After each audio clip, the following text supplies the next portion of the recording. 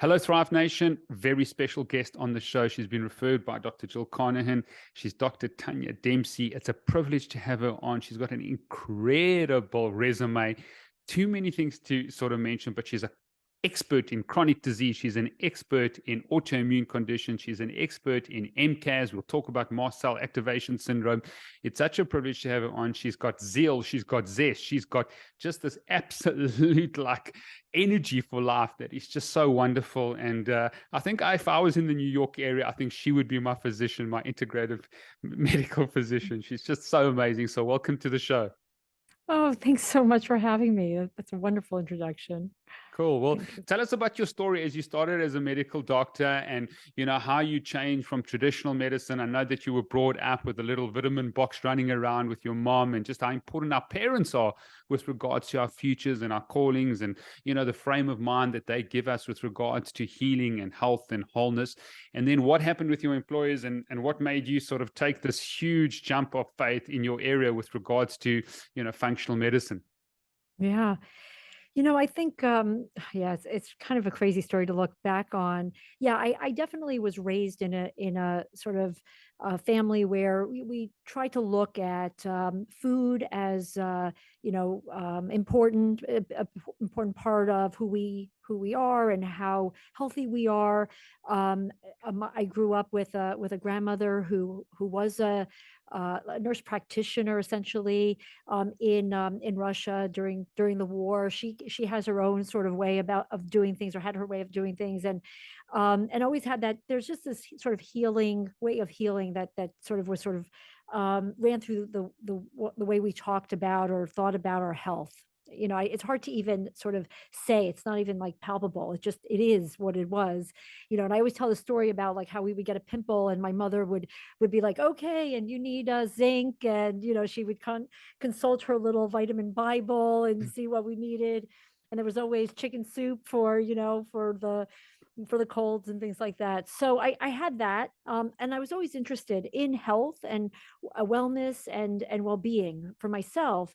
And going through medical training in at least in America, but conventional medicine is, it's all about, you're reading the textbooks, and there's a curriculum that's been set up, and that curriculum is generally fairly old. It's been they've been teaching the same things over and over and over again. And so I go to medical school with this sort of belief of food as medicine, taking care of yourself, exercising, living a certain lifestyle, and then learning the stuff in med school where it's very, well, by the book. There's a pill for every condition. There's a certain way of dealing with patients' problems, and that I kept those two worlds separate. What I did for myself and what I did for my patients. And at some point, the two worlds were going to collide, and they did collide because at some point I just knew too much about what was important for patients. And so I was practicing medicine. This was probably about 5 years or so into my career as an internist, and I just started seeing that it was just becoming more and more difficult with the way I had to practice medicine. First, I couldn't spend a lot of time with patients. I had to do things quickly. And yet the patients to me, were always complex. I could always see the pieces of the puzzles that needed to be looked at. And so I wanted to spend time. I wanted to talk to them. If I saw that they had high cholesterol, high blood pressure, I always wanted to work on their diet, their lifestyle. I knew I could make a difference. I had seen it. I know that there's so much we can do. And so somewhere around, this must have been around like 2010 or so. So this is like maybe 10, 11 years into practice. They implemented this thing in my practice. It was a big multi-specialty practice. And I think this was insurance company driven. They started tracking our numbers. And when I say our numbers, it means that they were looking at my patient's cholesterol levels. Okay. And this is like Big Brother, right? So they can see my patient's cholesterol numbers. And I was one of the doctors that had more patients with cholesterols over 200. Yeah. And so if you had patients with cholesterols over 200, you got docked. Your salary got docked. Wow. A certain amount of money. Wow. It was like $1 a patient, then it was $5 a patient, then it was $10 a patient, until you got that cholesterol under 200. Sure. And to do it quickly so that you didn't lose a lot of money, they expected you to put people on statins, Wow. right? There's no brainer. Now, I am certainly not anti-statin therapy, and I want to be clear, right? There are patients who need statins to lower their cholesterol. And now we have other things that we can use as well, but it's not first line for the general Mm, patients that I was seeing who were eating, horribly and not taking care of themselves, right? I want to change their diet. I want to yeah. work on reducing their stress and getting them to meditate and getting them to walk. And yet I wasn't encouraged to do that. I was Mm, going to be penalized. yeah. So that really was like, that was an eye opener. I said, I can't do this. I can't, how can I practice medicine like this? And so that was really like the impetus to leave, to start doing things on my own, and really giving patients the care that they deserve, the So care that's that powerful. And so you just courageous. I mean, you got to be courageous to say, I'm not going to do it the traditional way. There's a place for, Western medicine. We say it's not non-use, it's correct use and not abuse. It really is making sure that you use the right tool in the right time. And timing is always so exactly. important. But who gave you the courage to say, okay, you can do functional medicine, you're not going to be ostracized from your community, people are going to respect you. I mean, that's a big deal back then. I started in 2006 doing functional medicine. It was like this was very Yeah. foreign to many people. My first lecture on vitamin D was in 2006 with regards to how important it was. 14 years later, and the pandemic comes, and now all of a sudden people are talking about vitamin D. It's been important for as long. But what gave you the Exactly. courage, or who gave you the courage to really make this jump? Think it was a combination of factors. I didn't really understand that what I was doing was integrative medicine or functional medicine. I didn't know there was a name. Mm, And I had run into a colleague who's a functional medicine practitioner, and very involved in IFM, Dr. Joel Evans. mm, And, we sort of crossed paths. I was telling him a little bit about my practice. He was telling me about his practice. And what he said to me was really powerful. In fact, it's so great because I just saw him at an IFM conference a few weeks ago, and we were talking about the story. I said, "Do you remember this?" And he said, "Oh yeah, yeah, I definitely remember." I said, "You were the one who really put that idea in my head." And what he said was, "Well, so you're doing integrative medicine is what you're doing." And I said, "I am? Really? That's what I'm doing? There's a thing called integrative medicine." And then all I did was I did a deep dive and went down a rabbit hole about integrative yeah, medicine and functional medicine.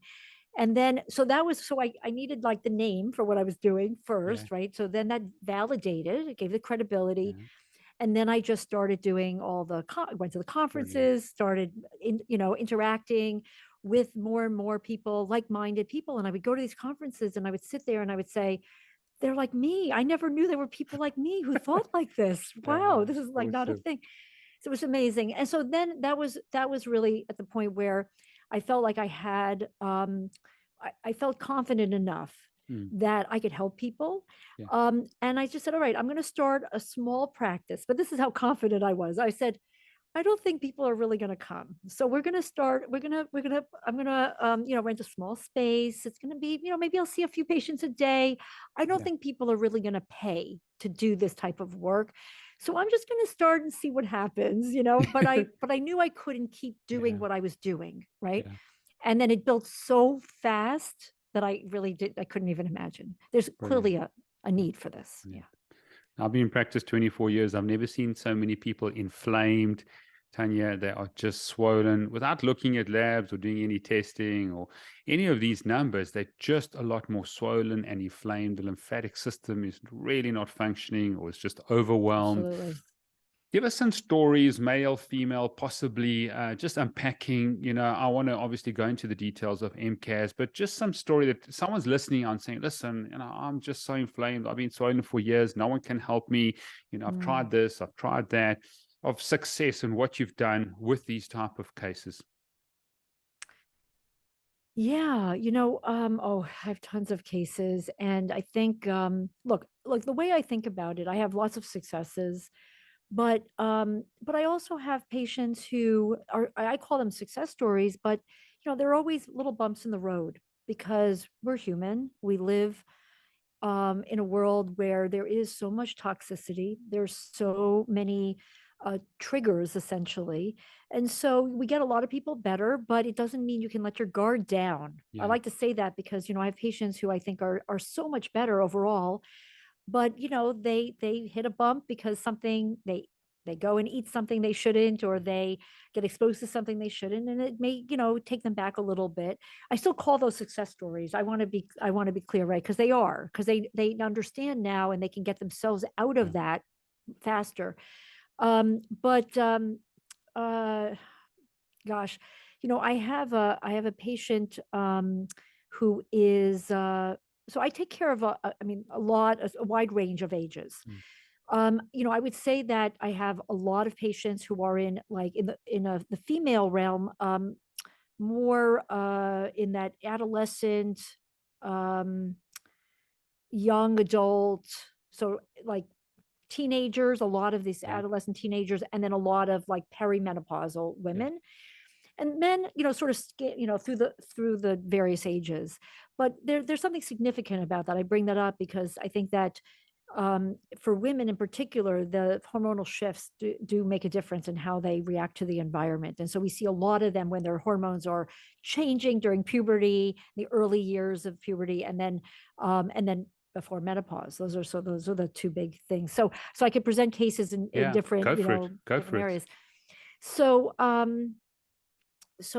for younger people, so I have a patient who is in college, and has really like a lifelong history of ups and downs of inflammation. Diagnosed with celiac when she was 3 years old, then ADHD somewhere elementary school ages, kind of up and down, mood, maybe some mood instability, um, food allergies very early on, nuts for sure, some other foods, and so over time, what seems to happen, and I think her story is similar to a lot of my patients, is they have these various events. They start young. They have an allergy to something, then they have another thing, and it escalates over time. So by the time they're 20 years old, Yeah. their baseline is higher, like in terms of their reactivity. So she has sort of this kind of like simmering stuff under the surface, and then she gets some kind of infection. Let's say she's around 11 at that point. She eats candy. This is always like multiple triggers. Yeah. So it's a Halloween or it's some holiday, and she eats candy, she gets a respiratory infection, and then boom, like, the system sort of goes out of whack. And one of the complaints that her mother would say is that she looked puffy, Yeah. like almost immediately. She would just, like, her face would look puffy, her hands would look puffy, her body would look puffy. It's not even clear it's really weight gain. It's not necessarily like on the scale, but it's definitely this look. And her mother would say that's the look she would get when she's sick. And we started trying to figure out, all the different pieces that were driving this. Was it just, too much sugar? Was it she has some kind of immune disorder and she's reacting to the virus? So we're working on it. And over time, she's had several of these episodes where she gets better, then she gets hit with another virus, and then another virus, and then something else happens, and then there's a stressor. And one of the things that has made a really big difference in her, she's a very complicated history with other things, but Mm. one of the things that we noticed very early on made a huge difference was addressing her mast cell activation syndrome. Once we realized that that was a big piece of this, so somewhere in 2020, and this is the question whether it was COVID or not, there was some kind of virus that she had. Some doctors entertained Coxsackie. She had some sores in her mouth, but it was right in February, March of 2020. So Sure. we are a little bit suspicious. And she became highly reactive. Everything was swollen, rashes, hives, just awful. And we started IV Benadryl fluids. We started oral Benadryl. We started different types of antihistamines. We tried some, obviously had her on some supplements, And over time, it was very clear that that was the answer. She recovered very, very quickly. And her mother would say, wow, this Benadryl thing for her is miraculous. The swelling would just come down. But she's a young person who likes to, live her life. And, it's hard to tell her every time, you can't eat that. That's going to make you worse. You've got to protect your immune system. So that's the challenge with young people. I think anybody really, Yeah. everybody wants to just go out and enjoy themselves. So Yeah. keeping them on track with their diet. She's celiac when she cheats, which is rare, but she has a couple times in her life where she's eating gluten. That absolutely will derail her, and then we have to clean up the mess and detox her and get her gut Mm. better, and get her better. But as long as we have her on the right formula for her mast cells, she really does seem to bounce back. Brilliant. And that's one of the cases that Mm. I think is a very common sort of scenario that I treat. Yeah, it's true, but not many people know that it's MCAS. They're not sure what to do, and they get told there's nothing wrong with you. They go to their traditional doctor, even endocrinologists, who don't know much about MCAS, and these people are sort of lost in a group that to become psychosomatic, which is not good. Tell us about your perimenopausal patient. Is it the same type of profile? I'm just this inflammation is it's pernicious, and it seems like the lymphatic system is just getting overwhelmed every single year that I practice. It becomes more of a problem. Even Yeah, as I've got older, I've needed to do more things to ensure that my system responds correctly and doesn't react. But tell us, or give us an example absolutely. of a success story of someone in perimenopause or in the older age group. Yeah. So what's typical in this age group is that the hormones are shifting dramatically. Some women in perimenopause go through a period where they have a tremendous amount of estrogen dominance. Some of them are already, the estrogens are lower. Everyone's different, right? Some of these women have more progesterone, some have very little progesterone. So that's primarily the problem that I see, right? Is that it's usually estrogen dominance. These are the patients who are going to be most sensitive. They usually have a history as a young person of polycystic ovarian syndrome. And if they don't have that diagnosis, I give them that diagnosis Mm, because to me, polycystic ovarian syndrome, although it's a little bit of a misnomer, it's really a condition where there's an imbalance in hormones, and the root cause is really insulin resistance. And so that's really like a big, big piece of the puzzle that I treat, mm, and a big piece of what I think makes a huge difference in reducing inflammation and reactivity. mm, So I have this patient who's in her 50s who has a history of what sounds like polycystic ovarian syndrome based on her description of her symptoms. The problem with trying to diagnose it is that as women get older, the hormones look different. And so what they look like when they were 20 may not look like what may not be obvious when they're 50. yeah. But the history is often there's maybe some infertility, maybe there's abnormal periods. Maybe there's history of abnormal weight gain or weight loss sometimes. Maybe excessive hair growth on the face or body. Maybe there's hair loss on the scalp. So these are the syndrome, right? The symptoms that we see in that. And so, this is a patient who's in her 50s who had some of these symptoms suggestive of polycystic ovarian syndrome.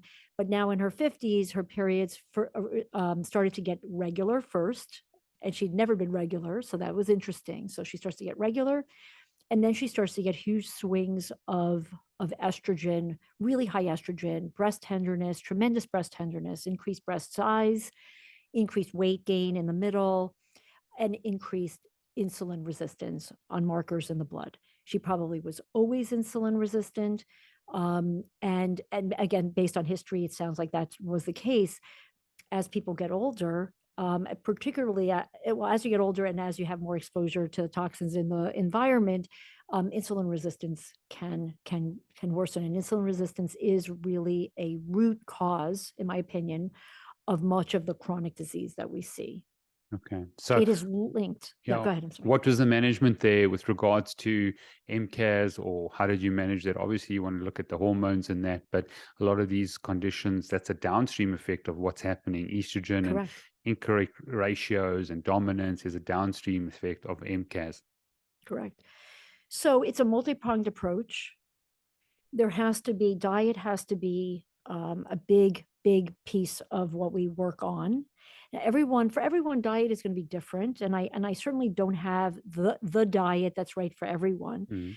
Mm, But a high protein diet, low carb, mm, typically works better for yeah. women who are suffering with insulin resistance, again, with some variability, right? This patient happened to really be on board with going very low carb, carnivore, close to carnivore, or keto carnivore. So high animal protein, with virtually nothing else, maybe a Mm, few vegetables thrown in. And so that controlled the insulin. We used some supplements. We tried berberine, we tried inositol, we tried chromium, we tried some things. It wasn't enough. We did have to bring in some metformin, which is a drug that we use for insulin resistance and diabetes. It's not right for everybody. And this is where I really blend my Western and Eastern, yeah. way of thinking. Sometimes you just need some help. So by metformin is interesting because it's a drug used for insulin resistance and diabetes, but it's actually a very good mast cell stabilizer. Oh, And wow. it works in a way, we don't know how it works directly on the mast cell, but it's working, I believe, through the insulin, the control of the insulin, because mast cells Okay. have insulin receptors. And so Wow. by stabilizing insulin levels and glucose levels, you're stabilizing mast cells. Yes, that's And fascinating. so, yeah, so this patient, we got her stabilized, her insulin stabilized, diet, exercise, critical also. Diet is probably more important, but some kind of movement. You mentioned the lymphatic system. You've got to move. Like the blood and the lymph has to move. And when they move, and everybody's different. If they're really sick, everything has to be done slowly and carefully, right? Yeah. It's not like I'm telling them to go out and run. I think lifting weights, even starting with low weights, really important. Again, keeps things moving. And then I really love peptides. So for Mm, this patient, I introduced some peptides, which actually made a big difference. And everything is so much better. Her brilliant. estrogen levels have stabilized. Her breast tenderness is gone. Brain fog is gone. Wow. Some of these other symptoms she was having, and so yeah, I love when all these pieces come together. And I don't want to say it's simple. For her, it wasn't simple, but it's not like it was. It required, a very invasive approach. Yeah. Now, did you do sort of heparin tests or tryptase tests or anything like that to sort of look at the center core and the etiology, or the cause being MCAS, rather than sort of insulin resistance being her diet? And we know how to treat a lot of these successfully over time and reverse it. But it almost seems like you have to get to the epicenter of these patients that are inflamed and look at rather the mast cells than the downstream effect of insulin resistance. Yeah, well, my lens is the mast cell. So, I don't want to say every single patient gets worked up for that, Mm, but because I know the link between mast cell activation syndrome and PCOS, polycystic ovarian syndrome, and insulin resistance, and I've lectured on this. mm, We have a lot of research supporting that role of insulin resistance overlapping mast cell activation syndrome, and maybe one is driving the other. So if they have this problem, they are getting worked up for mast cell activation syndrome. Sometimes we find the answers in the labs, and sometimes we don't. But clinically, there's usually a little bit of that history. So a lot of these patients, I didn't mention this particular patient also had a history of nonspecific allergies. These are patients that often they go to the allergist. She did go to the allergist at one point and was negative for everything. So yeah. she said, well, I must not have allergies. Well, she didn't have allergies. She had mast cell activation syndrome acting as allergies. You don't have to have allergies to have MCAS, but that's Yeah. not an uncommon thing to Yeah. hear. And so anyway, yes, I do a full workup, including the mast cells. I'm looking for inflammation. I'm looking for different markers related to insulin resistance, and I'm looking for things that are going to reflect endothelial function. I'm looking at the integrity of their vasculature, which I think also relates to the lymphatics. I don't have like testing for lymphatics, but I think it's Yeah. all the same kind of thing. Brilliant. Brilliant. Okay, so we're going to go back a few steps and talk about intolerances now and allergies. My Yeah. young daughter, 7 years old, and she's now dairy intolerant, both lactose and casein, and she's really, really battled with any sort of dairy protein at all. And obviously the lactose, the sugar from dairy. And it just seems like more and more kids, my 19-year-old son, he could eat anything, have everything, did everything, had no problems, wasn't oral defensive, slept well. I mean, it was just crazy. And now, I mean, I only got a sample of two, but it's only two kids I've got. But seeing at the practice, to see more and more children and more adolescents and teenagers Mm. that are really intolerant to so many things. Maybe you can define intolerance. What is it exactly, and how the sort of prevalence is just increasing significantly. And for someone who's got it, I mean, is it just avoiding? Is it trying to reintegrate it? What is your process with someone who's got intolerances? Yeah, so intolerance is really, I guess, the best way to think about it is that the immune system is recognizing something as foreign, but it's not recognizing it in an allergic way. It's not recognizing it in there are different ways that our immune systems react. We have different, they're called immunoglobulins, and they're antibodies that you can have antibodies that are IgE, that's allergy, but you can have IgG or IgM or IgA, and those different antibodies can be produced by the immune system in a way fighting what it's seeing as foreign. So I think the key part about this intolerance piece is really that the body is starting to detect everything as bad, right?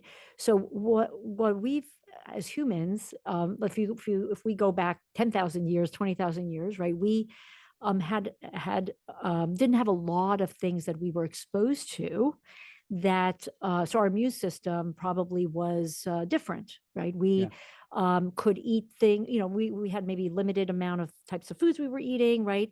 We didn't have toxins in the air, and so our immune system is designed to kind of deal with, but something big like a infection or something, our immune system was ready to go for it. The problem now is really that we have so many things that our immune system is reading in the environment constantly, both what we're breathing in, eating, stressors, EMFs or phones, everything, right? yeah, So I think that at some point the immune system just gets, overactivated and starts to recognize everything as foreign and bad for it, and okay, fights. To me, intolerance is still on the spectrum of mast cell activation syndrome, though I have to say, because again, my lens, I can't unsee what I see. yeah, So I would say that the vast majority of patients who start out with these intolerances wind up with some form of mast cell activation syndrome. And mast cell activation syndrome really is a spectrum. So there are people who have really, one end of the spectrum, more significant disease, and the other end of the spectrum, milder. But intolerance, I think a lot of it is driven by the mast cell. And that cell is part of your innate immune system. That's the primitive immune system. That's the immune system that's designed to help protect you immediately from the environment. And you have all these mast cells that line the GI tract. So if you put something in and your body has started to become intolerant to it, what's becoming intolerant, it really is your mast cells reading hmm, that protein, sugar, whatever it is, as foreign. And then that is then kicking up the rest of the immune system and talking to other parts of the immune system, which is yeah, then producing antibodies and whatnot. So intolerance is in some ways, I mean, I can't prove this, but I can tell you anecdotally yeah, that food intolerance is probably the start of what we see as mast cell activation syndrome. And I'm sorry that I know your daughter's is struggling with this, yeah. but I guess I would encourage like you to maybe look at the full picture with her. Yeah, no, that's Not to good, give you you know. advice, but, just. No, that's why, I mean, you're the expert, and it's really good to hear. It's fascinating what you're saying, and because you said people might not have any allergic reactions or any allergies, but still have MCAS. So I mean, that's another sort of thing to dissect and have a look at. But if you've got intolerances, if you respond to something, even someone like myself, 43 years old, never had a problem with garlic. All of a sudden, if I have any garlic, I'm literally significant sort of stomach pain and IBS pain and throwing up and the whole work, can't sleep Wow. that night. So, that was after an infection that I got when I was lecturing in Dubai. 1 year I came back, and then 3 weeks later, boom, can't tolerate any garlic, which is difficult because people use a lot of garlic. But it seems like that would also be mast cell activated. Am I right? Yeah, it sounds like maybe you were exposed to something. Okay, so I think about Dubai, and some of the patients that have visited Dubai have, I have a few that have picked up parasites or bacteria, foodborne infections. You can get that anywhere in the world, Yeah. but I just happen to have a couple of patients with that history Yeah. there.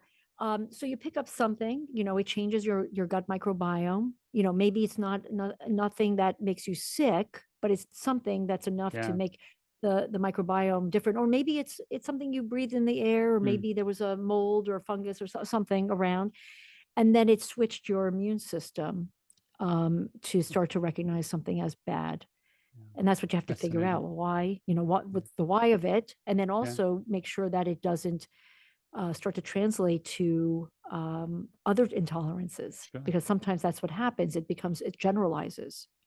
I mean, this can be a condition. You don't have to have it when you're young. You can develop it at any age, any type of insult. We will talk about triggers. I want you to sort of go back to allergies. Is that one step up, or an allergic reaction, one step up from intolerances? And, obviously you don't always pick it up. We do a lot of the IG testing ourselves at the practice, at the clinic, but you sometimes don't pick it up, and they're still having MCAS as a result of, that mast cell. Yeah. So you want to know a little bit about allergy specifically? Well, you got How do intolerances, your body's responding there. It's not severe. And Oh, then you have a stronger gotcha. response. And then obviously that becomes an allergic response. And I see it as a continuum along the line: Oh, intolerances, then allergies. Underlying is sometimes MCAS, sometimes not. You sometimes got a pure allergy, from what I understand. But I don't think we know even all the oh. mediators of, allergies, because it's not sort of definitive. If someone has allergic reaction, does that mean they've got MCAS? Not necessarily. Good. Yeah, no, that's a good question. It's a good question. So I think this is really like very nuanced. Yeah. So allergy in the traditional way of thinking about it is mediated by IgE, Yeah. immunoglobulin E.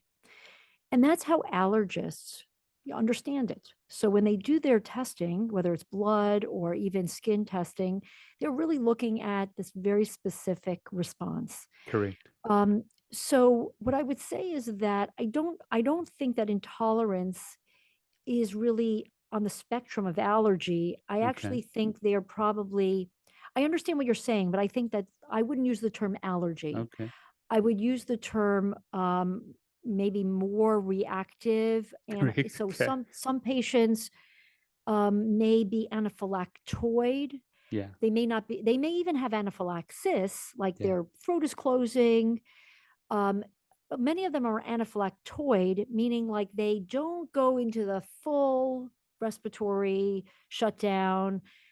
They don't need epinephrine, but their immune system, their mast cells, the inflammation has set in. So the spectrum I see is that intolerance into more severe intolerances or reactivity, and I see allergy as kind of a separate thing.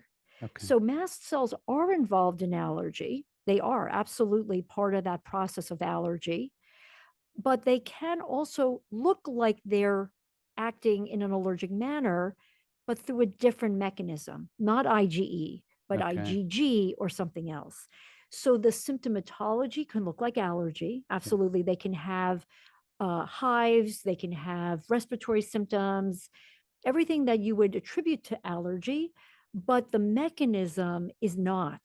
Okay. It's not IgE mediated. It's a different process. And so that is still mast cell driven. Okay. all of that. Yeah. So again, you're talking to someone who sees everything through this mast cell Yeah. lens. But even still, I will concede that not everybody who has food intolerances has mast cell activation syndrome. That it can't be that every single person with food intolerance has mast cell activation syndrome. There's more to the story. There may be some other issues in the gut. There may be some other issues with the immune system.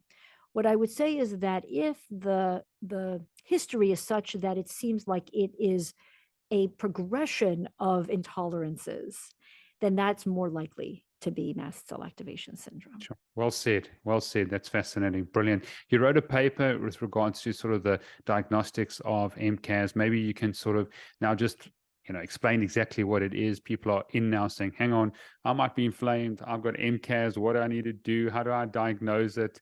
And what can I Mm. do about it?" So maybe unpack the diagnostics. Yeah, I think this is really the most difficult thing. So first and foremost is you have to get the history. You really have to, understand from the practitioner's perspective, but even people who are listening, who are thinking this, right? Thinking about their life and the different events that happen over the course of their lifetime can be helpful in understanding whether this is potentially a diagnosis. Again, usually patients with MCAS have an escalation of symptoms with various triggers over time. And it does usually start fairly young. However, you brought up the story of all of a sudden reacting to garlic, in your 40s when you never had any issue before. There can be triggers later in life that could bring it out. Okay. Yeah. But generally, the vast majority of patients have some susceptibility to it at a younger age. They may not have food intolerances. They may have some other manifestation. This is an inflammatory multi-system disorder. So it could certainly be that they have migraines. They don't have a problem with food. They have migraines, or they have um, episodes of hypoglycemia. Again, bringing in the insulin resistance. They have, maybe they have. I'm trying to think of other, like, my gosh, because mast cells can affect everywhere in the body. So, like maybe a kid has ADHD, or maybe anxiety, or and so, but no problem with food, apparently, right? I will argue that there probably is a problem with food, but not an obvious reaction to the food, right? So you have this sort of flavor maybe that's going on, and then there are these various events, various triggers, sometimes obvious, sometimes not obvious, that bring it out, right? So I think that the history piece of this is just critical, because the data it's just not a perfect science yet. We can do blood work, we can do urine, we do random urine, we do 24-hour urine. We're looking for the mediators, the things that the mast cells are releasing. So we know that mast cells can release histamine. So we'll look for histamine. For some people, histamine is actually not one of the major mediators that causes their inflammatory process. It's Wow. something else. So we look for these other things too. But a lot of these are very thermolabile. So they're very sensitive to heat. Everything has to be kept cold. Everything has to be processed a certain way. So, sometimes it's hard to get the data through the Yeah. lab. Sometimes we have patients, because they've had a lot of GI issues. They've had, let's say, endoscopies or colonoscopies. If they've had biopsies, we can stain those biopsies and look for mast cells. And if there are more mast cells in an area, that can be diagnostic for mast cell activation syndrome. So we try to get 2 points of laboratory evidence, um, for the diagnosis. But it doesn't mean that we shouldn't be treating anyway. So I think if there's a good clinical history, I really like to push for the diagnosis as much as possible. Maybe we have to check labs a couple of times, maybe more, see if we could really nail down the diagnosis. Just opens up other things to use for treatment. But the clinical manifestations, the clinical, picture is really critical, right? So if you Yeah. have the story and you have some pieces of information, but not the full thing, right? I still Yeah. would argue that patient probably should be treated, or at least trialed on some of the easy things. Sure. And then the treatment part is complicated, but but there's some simple rules and tools that we use. I'm going to Um, jump in there now from just taking labs, and let's look at essential fatty acids, yeah. maybe amino acid testing. But from labs, are you looking at obviously the HSCRP, IL-6, IL-10? Are you looking at oxidative sort of stress points on thyroid function, T3 to reverse T3? What are we looking at from an inflammatory basic point of view? Oh, yeah. Well, there's the mast cell piece. We're looking just for the mediators. That's Yeah. one. And then, yes, I'm casting a wider net because I understand that the mast cells are reacting, and there's a downstream effect from the mast cell that I'm looking at. I'm looking at all those inflammatory markers, but I also understand that there's an upstream effect. There's something potentially driving those mast cells to become more reactive. And so we have to look at all those pieces. So hormone function, thyroid function, HSCRP, all these things are really important. I've started to test more things like fibrinogen and measures of like D-dimers, things to understand a little bit about blood clotting, antiphospholipid antibodies, and for antiphospholipid antibody syndrome. I look at lots of antibody testing, and insulin resistance. So I'm looking at insulin, I'm looking at lipids, I'm looking at apolipoprotein B, and I'm sure there's more, but Yeah. it's a big picture. And then I'm also looking at the like true root causes. So I'm Mm. looking for mold and Okay. mold toxicity. I'm looking for mycotoxins, which is a big trigger for many patients. Sometimes we do food sensitivity testing, but often it's not. If it's a mast cell problem, it's not very reliable. So I've started to do that much less. Stool testing, very, very helpful. Okay. Understanding the microbiome, understanding the digestive process, I think can help. And then the area of the country that I live in and work in, we have tick-borne, vector-borne infections and endemic here. Well, it's everywhere. It's all over the world. But I will, if I think the history is such that it's possible that they have an infection, then I do a deep dive there to try to see if that's a potential trigger for them. Talking Bartonella, Babesia, those things, Aspergillus, Yes, those things. exactly. Okay. Exactly. Brilliant. About amino acid testing, something that recently, in probably the last 2 years, you look at the amino acids in terms of the breakdown. I've seen so many people now with high glycine, high proline, just really cause sort of imbalances in the amino acids, low lysine, low arginine. This is a picture I'm seeing right now. Probably saw 3 patients today. Same type of picture, always low lysine, low arginine. I mean, obviously, Mm. that really sort of plays havoc with nitric oxide and those things. Tell us a little bit about your view on amino acid testing. Yeah, I don't do it as much as you do, it sounds like. I think that what I have found is, I think, and it's really interesting, the things that you're seeing, that you're putting together as common findings. I would say that I probably see the same, but I don't do it as much because I'm not sure that it adds a lot to my management of these patients, Mm. because I'm going to be working on their amino acids in a way anyway, through a lot of the other things that I'm doing. But I think where amino acid testing is really helpful is in patients where maybe some of the other stuff is really subtle, and I'm not really sure Okay. what the real root problem is. Then I'll pull in amino acid testing, fatty acid testing. I probably do more fatty acid Okay. testing analysis than I do amino acids. But I think that I love all that stuff, and I love data, and I love being able to show the patient, oh, look at, see, these are the abnormalities. But I think that yeah, I think I don't rely on them as much as I used Okay. to. Okay. Just the shift in my practice, Sure. And the essential fatty acids, are you finding, using things like krill or fish oil helps this mast cell activation syndrome? Is that something that you often will supplement or, ensure that those numbers are looking good? Obviously, with high levels of sort of linoleic acid being just like so high, like I've never seen before with this fatty acid testing. It's I crazy. And I know. think I there's a know. lot of now sort of indication causing insulin resistance from high linoleic acid. But, what's your view on sort of the Yeah. essential fatty acids and MCAS? Yeah, no, I think this is a really critical piece. And I have patients where, they're taking maybe a gram of fish oil a day, maybe even 2 grams of fish oil a day. And then I check their fatty acids, and their omega-3s are low. And I'm thinking, well, how is that possible? Right? They're taking fish oil, but so much of the rest of their diet and their inflammation is offsetting it. And so I have a patient, actually, I got her up to 5 grams, or even she maybe even up to 6 grams of fish oil of omega-3. And so it's a lot of fish oil capsules. And finally, that actually has been tremendous at controlling the insulin resistance and also managing her mast cells.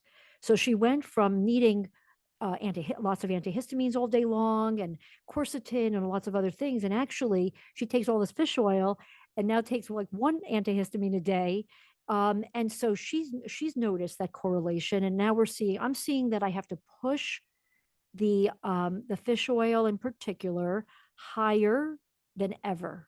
Sure. And is that something common that you've seen, because a lot of people are using antioxidants and high levels of fisetin and high levels of vitamin E and high levels. I'm not sure about this oxidant sort of process of balancing. I'm concerned about it. I'm not really convinced that people are taking all these antioxidants to their benefit. So is fish oil such a big thing, or do you use krill, or do you use a bit of both, and what is your view on antioxidants?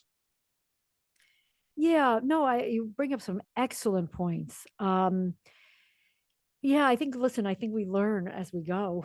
So I used to use more krill, and then I wasn't seeing the same results that I was seeing with fish oil. And I know because I've read some of the literature, I've heard some of our colleagues speak about it. I'm just telling you, like in my practice, the Yeah, krill has I'm the not same. been I'm the really. same. Yeah, I'm exactly the same. And I just Oh, I can't love make to it hear out that. because everybody's just really speaking about the power of krill, but I just do not see it empirically with my patients. But it is what it is. It is I'm what it so is. glad to hear that. Well, that you see the same. I thought I was really the outlier, so that's good to hear. Yeah, cool. And then antioxidants, are you using, this fisetin and quercetin and a lot of these Oh, here can be beneficial. But let me know your thoughts on MCAS and sort of these inflamed patients using a lot of antioxidants. yeah. Yeah, I think you do have to be careful. I agree with you. I think there's a balance, right, between oxidative stress and antioxidant properties. I do look, I think that there are some of these are potent mast cell stabilizers. Quercetin is a potent mast cell stabilizer. Turmeric can have that effect. Fisetin can have that effect. Luteolin, right? We have all these that can be helpful. Some of them bind our some of our enzymes, CYP, COMT. So you can change the metabolism of hormones and other things with some of these beyond their antioxidant power. Yeah. They also are drugs. They actually have an effect on our ability to Mm. metabolize other things. And so I'm definitely more cautious than a lot of my colleagues. I have colleagues who, everybody gets on quercetin. The minute they have some kind of food intolerance, mast cell activation, kind of syndrome, like these are their go-tos. And I guess I just use them a little bit more Okay. judiciously. And but Brilliant. can they be powerful? Absolutely. Brilliant. So you have to be Since the careful. pandemic, and vaccinated or not vaccinated, I've seen fibrinogen levels just increase dramatically, causing a lot of reactive sort of conditions. Never have I seen so many people react to my treatments and that. Fibrinogen and ferritin, high levels of ferritin. Speaking Yep. to Morley Robbins and many others, the look now at ferritin is moving far lower. Like he's keeping his ferritin at 30 to 40. He's a male. He's saying ferritin needs to be a lot lower than it used to be. Donating a lot of blood. I'm keeping a lot of my male patients, including myself, at about 100, women at about 50. But there seems to be a trend of moving lower with regards to ferritin, that being quite Mhm. reactive, fibrinogen being really, really high, sometimes 2-3 times higher than it's been. I think Yep. it's related to a lot of these emboli, pulmonary embolisms and venous emboli that are happening. So tell us your thoughts on ferritin and fibrinogen. Yeah. No, I am seeing the same. What I would say, to talk about ferritin for a second, it is, sure, it's a marker of iron storage in the body, right? It reflects the storage of iron, but it also is an acute phase reactant. And so it can react to inflammation, right? It can go up with inflammation. I think that we have to be careful with treating the downstream effect. So to me, keeping ferritin levels lower is doesn't I guess it doesn't make a lot of sense because you need ferritin, you know, you need it for your hair, you need it for certain processes in the body.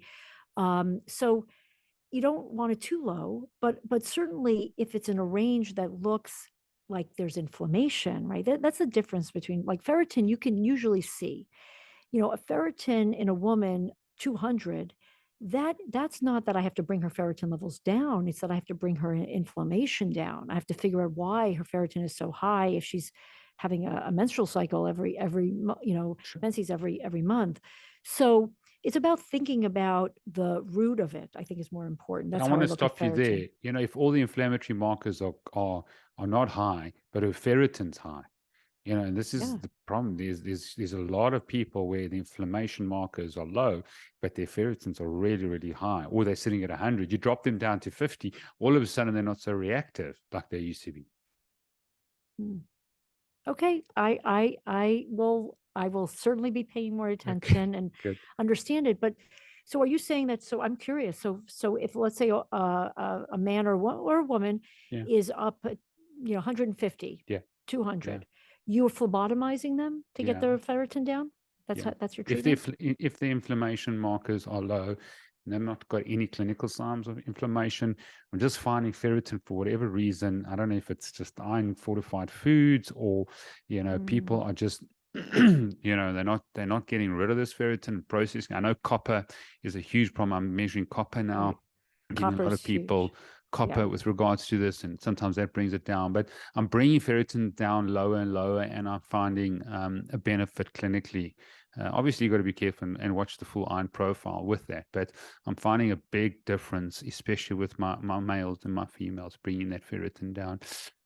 I'll send you the link of Interesting. Morley I'd love to Robbins. I don't know see if you it. know Morley Robbins, but he's got I a don't. lot of studies, a lot of information with regards to ferritin, and it's fascinating work. And since I had him on my podcast, I've changed this, and I've seen the effect. I've seen the effect on myself personally. You know, I'm a long distance runner. You know, I run over 40,000 kilometers on the road, and you know, my inflammatory markers I keep in check, and ferritin used to rise and rise and rise, and I used to store a lot of this.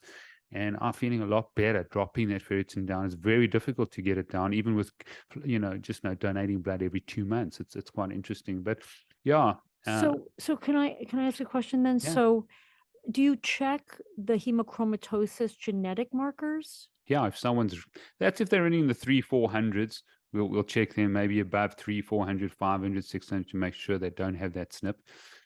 But a lot of patients they don't have it. They don't You have know, it. you don't have it? No. Do you know if you have it?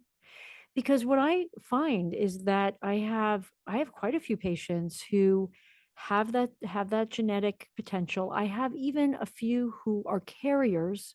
They don't have hemochromatosis theoretically, but they're a Yeah. carrier, and they are prone to rising ferritin, Yeah. and they do feel better when we lower their ferritin. that Yeah. that I've seen. But Yeah. these are people who have that potential already. Yeah. I know that there's something there. They never get so high. And Mm. even a few of my patients who have the hemochromatosis gene, their ferritin's never super high really, but it's enough that I know that there's something wrong. So Yeah. that I understand. I'm just having a hard time understanding Mm. how this works for people who don't have that Sure. genetic. Sure. Yeah, so Well, I'll I'll read about put you it. on. Yeah, I'll put you on the link and have a look. Now, fibrinogen, just your story on Yeah. that and what you're seeing, because I think that's important, and how you're getting that sort of. Because I know that a lot of people use Ecotrin or aspirin or try and really get it, and I find that's been a big gut disruptor and causing Yeah. issues, and using rather nattokinase, terapeptase, a lot of these things. So let me know your thoughts. Yeah. Um, yes. So we're seeing lots of elevated fibrinogen, more and more, right? And whether this is due to COVID, the spike protein, the vaccine, just other inflammatory issues. But I think it's even beyond just the micro clots people were talking about or whatever. I think it's really that people really have very poor endothelial function due to all these things that we're talking about. And fibrinogen is one of those things that you can sometimes see be elevated in that setting. It's hard to really measure endothelial function or the endothelium or the glycocalyx, which is sort of the scaffolding in the endothelium. But there's a machine actually that I understand is measuring it. I'm looking into getting it for my clinic. Um, but what I've been using, what I find helpful, I have patients who have needed short courses of blood thinners, or they may be it may be a form of heparin, it might be some of the pill forms of the blood thinners, and of course I'm blanking like Xarelto Eliquis and and that, yeah. whatever. Yeah, Xarelto. So occasionally, if I'm really concerned and there really is evidence that Mm. there may be even some clotting happening, but the vast majority don't actually have evidence of clot, right? Or I have a hard time finding it. So I'm using things like diosmin. I'm Okay. using have you heard of diosmin? No. And yeah, so it's derived from fruit. It's I guess it is an antioxidant if you think about its properties, but it does other things. I have a product that I sell that has diosmin and hesperidin. And the research shows that at a certain dosage, it's like 500 milligrams twice a day, they were showing results actually for blood pressure. They were using it for other things, but I'm seeing it lower fibrinogen levels. Wow. And so I'm really excited about this compound. I think that there's probably more to the story. I have a colleague who's looking at it now for her POTS patients. I'm starting to use it in my POTS patients for this sort of autonomic dysfunction and other things. But it's interesting. I have a handful of patients where the fibrinogen levels are finally coming down, Yeah. and I Wow. think it's due to that. The other thing that I'm using a lot is these products for the glycocalyx. So there are a couple of different companies, or I think there are three different companies that Yeah. are making these products: endocalyx and glycocalyx and arterisol. There's a seaweed. And each of them use slightly different type of seaweed. The seaweed has been studied, and it's combined with a number of other um, antioxidants, I think, that have been shown to help rebuild that glycocalyx in the endothelium. And when I'm using these together after 3 months, we're starting to see these fibrinogen Wow. levels coming down. And so I know that there's some repair of their vasculature, and their blood. And so you can see sometimes they come in for blood work or they do ozone in our office and their blood is like thick, black. It's like molasses. Yeah. And then you start to do all these treatments and then their blood, the consistency Wow. changes, and we see it in the blood when we check the I've got to fibrinogen. get these products. So we'll connect on email. Maybe you can just sort of refer me in terms of what I can get, where I can get these products, or if I can source them. Absolutely. Yeah. I've been Absolutely. doing ozone, got trained by Frank Schellenberger in 2012, many, many years ago. And so Okay. tell me the use of ozone. I mean, it's such a strong immunoregulator. I use it 10 times a day. I mean, it's just fast. It's just fantastic. It's I love incredible. it. Yeah. I'm just Yeah. blown away about it. But tell me how important it is for MCAS.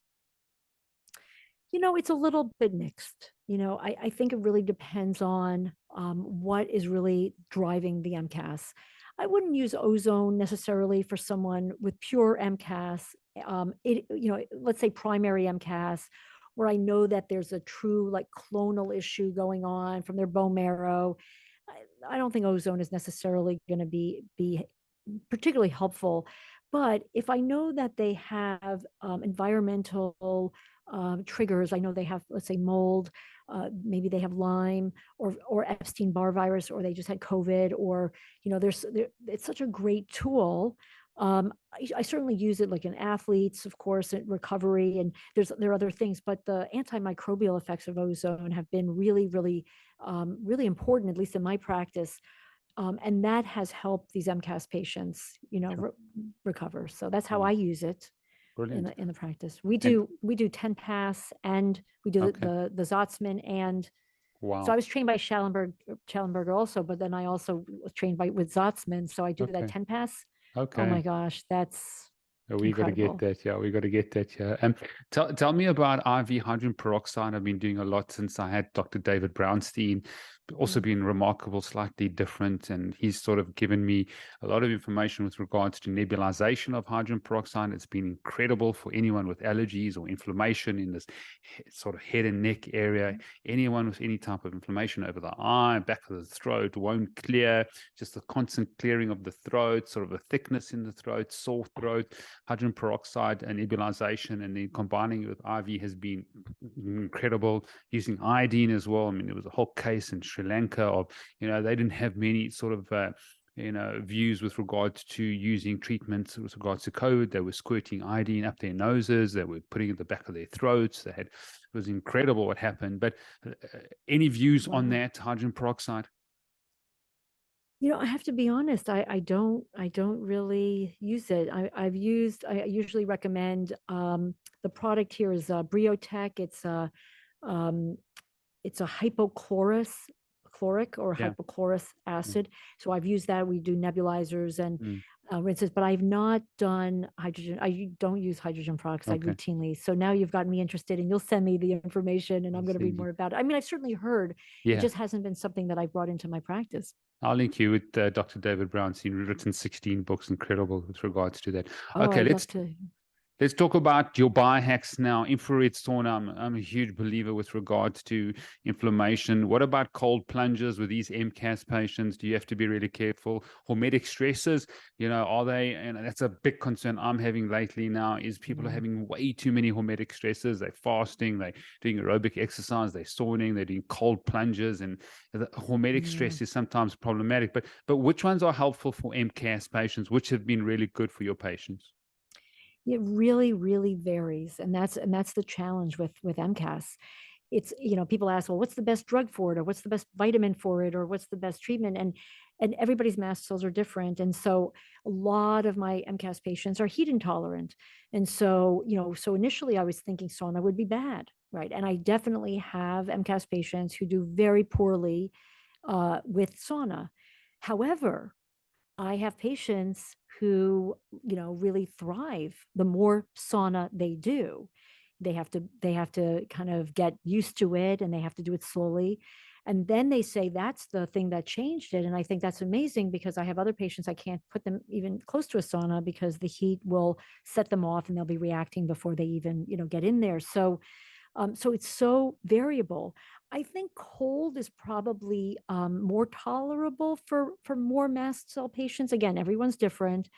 But yeah, I am fascinated by the cold plunge. I am going in that direction myself. But yes, I love all these things. I think everything has to be balanced. I think that these are things that I would implement at different stages in treatment and healing. I think some patients you can get into them quickly into some of these hormetic stressors. Some patients you've got to clean up the mess before they can even get there. But I think they could be tools, Mm. certainly. Brilliant. Last question, and so grateful Yeah. for your time. Is that over so many years for people to sustain their transformation, Dr. Tanya, has been very difficult. They put things in place when they're not well. 6 months, 9 months later, a year later, unfortunately, they're consuming toxins. And that, give us your sort of key internal motivators or drivers, that people can hold on to with regards to sustaining their transformation. Yeah, it's a slow process. I think that's what you're saying, right? That sometimes they don't see the results right away. I'm That's the asking, like, question? what drives people to sustain change? People Oh, start, oh, they start an exercise program, or they're good on their diet and they're not oh, taking the gluten. And then 6 months, 9 months later, a year later, they're back to their old ways. And it just seems oh, so yeah, difficult for people to sustain behavior change. yeah. Oh no, yeah. So difficult. And I try to be, the motivator for my patients. And I try to, I think maybe if I see them more often and I can talk to them more often, I can keep them on track, right? But I can't control everything, right? So the Mm. question is, what motivates people? I think feeling good does motivate people, even if they go Mm. off track. If they've gotten to a place where they've seen tremendous improvement, they often can get back to that, because they want to feel that way again. And for some patients, no, there's a block. And we've got to figure out what that block is. Why can't they, I have patients where I'll sit and talk to them, 2 years ago, 5 years ago, remember when you were doing this and you felt great? Yeah. Why can't you do that? And they come in, they're like, I don't know. So I've got to figure out what the block is. Sometimes it is depression or some other effect on the brain. They just, they're dealing with stress in their life. There are things that have changed that have not really allowed them to really focus on themselves, let's say, right? And sometimes it's working through that. Sometimes it's the family. I have patients who really struggle with, if they're the only ones in the family trying to take care of themselves. But I have this family. I don't want the father to eat chips, but the kids are all eating these chips, and the minute he opens the cabinet, he sees the chips, so of course he wants the chips, right? So it's really, the whole family has Yeah. to be on board, and I think that helps a lot. It's not perfect, Mm. but the more the families are all sort of eating the same and embracing the same lifestyle, the easier it is to maintain it. It's much harder, Mm. right? If you're constantly getting those signals from the rest of the family. You go out to dinner and the family says, or friends say, oh, come on, what's one french fry, Yeah. what's one drink, and if you surround yourself with people who are like-minded, it is much easier, right? Yeah. It's not the full solution, but this is what I think Mm. helps. So your community being so important, one of Community. the pillars that Made to Thrive, how important it is for people to understand, acknowledge, see you, and then encourage you. So thank you so much. I want to declare favor and blessing of the amazing Dr. Tania Dempsey. We will put all the links to her website and to her channels. It's just a privilege and an honor. You got a Oh, zeal, you got a zest, you got just so much life in you to see people change. It comes through. And so, yeah, hopefully one day when I'm in the States, my mentor's in Fort Myers. He's been my mentor for the last 15 years. So, yeah, hopefully we can connect. If well, you're ever in come and South visit. Africa, you come Okay, visit here, I'll you come come to visit. Africa, come on a safari, come to, we know Yes. we host so many people in our home and we direct them. So you're more than welcome anytime to come. Oh, It would be thank incredible you. to have you. Oh, thank you so much. It was Yeah. really a pleasure.